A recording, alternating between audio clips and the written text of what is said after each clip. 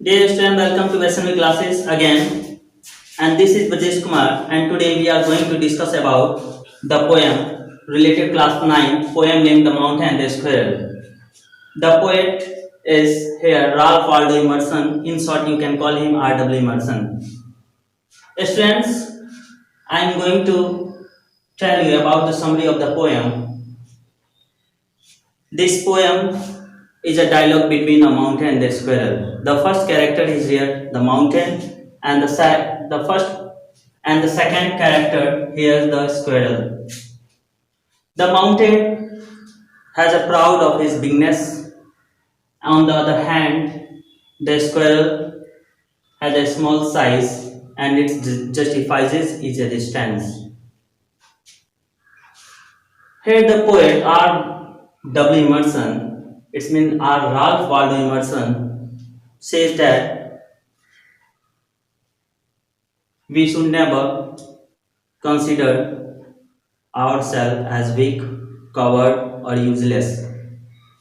Every creature of this world has a definite place and definite worth. So we should always try to do our best to others. Friends और students, मैं अब इस poem को बताने वाला हूँ, इस पोयम के बारे में, इस पोयम को पढ़ाने जा रहा हूँ। सो देखते हैं फिर। The mountain and the squirrel.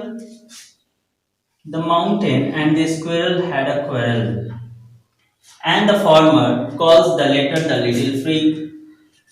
One replied, "You are doubtless very big, but all sorts of things and weather must be taken in together to make up a year and a square.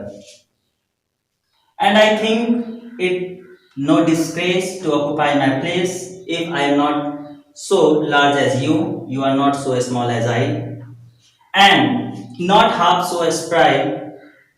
I will not deny you make a very pretty squirrel track.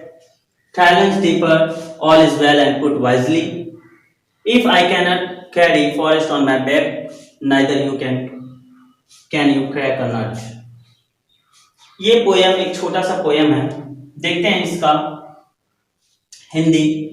The poem the mountain and the squirrel. The mountain and the squirrel had a quarrel. एक बार एक पर्वत और गिलहरी के बीच झगड़ा छिड़ गई, अर्थात झगड़ा हो गया। The former calls the latter the little prig. मैं बताना चाहूंगा यहां एक शब्द है फॉर्मर।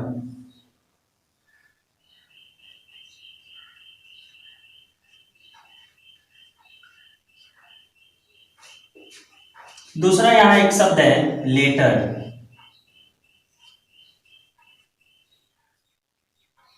थोड़ा हम इसके बारे में हम जाने। Farmer here indicated for mountain, या आप कह सकते हैं farmer stands for mountain. Farmer शब्द माउंटेन के लिए आया है। And the second word here noted later. Later stands for squirrel.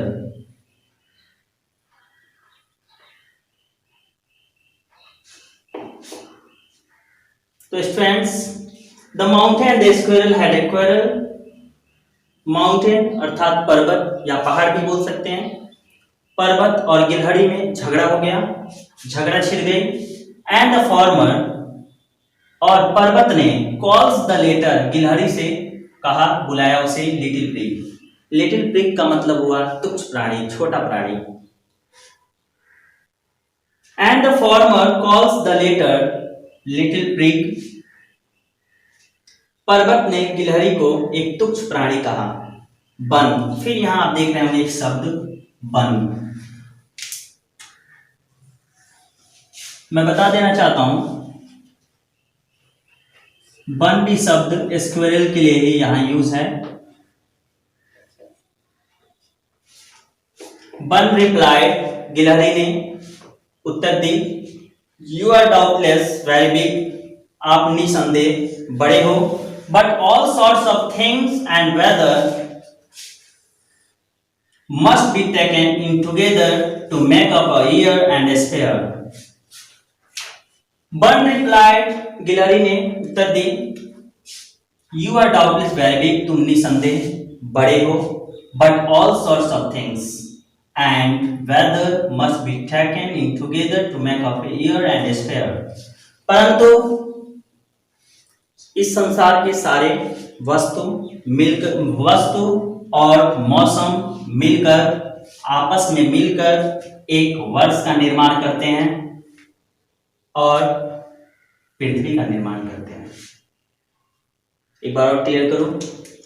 Bird replied, गिलहरी ने उत्तर दी, you are doubtless very big, तुम निसंदेह बड़े हो, but all sorts of things and weather, परंतु इस संसार के सभी वस्तु मौसम मिलकर आपस में मिलकर must be taken in together, आपस में मिलकर टू मेक अ ईयर, एक वर्ष का निर्माण करते हैं, एंड स्फेयर, यहाँ एक शब्द है स्फेयर। स्फेयर सर, स्फेयर यह भी चीज है अर्थ के लिए, पृथ्वी के लिए, एक पृथ्वी का निर्माण करते हैं। फिर next, and I think it no disgrace, और मैं इसमें अपना अपमान नहीं समझती हूं। To occupy my place, if I am not so large as you, you are not so small as I. मैं बताना चाहूंगा,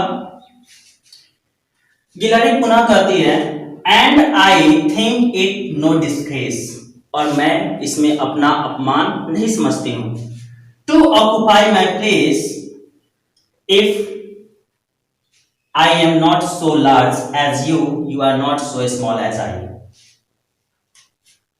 गिलहरी उत्तर देती है, इसमें मैं अपना अपमान नहीं समझती हूं।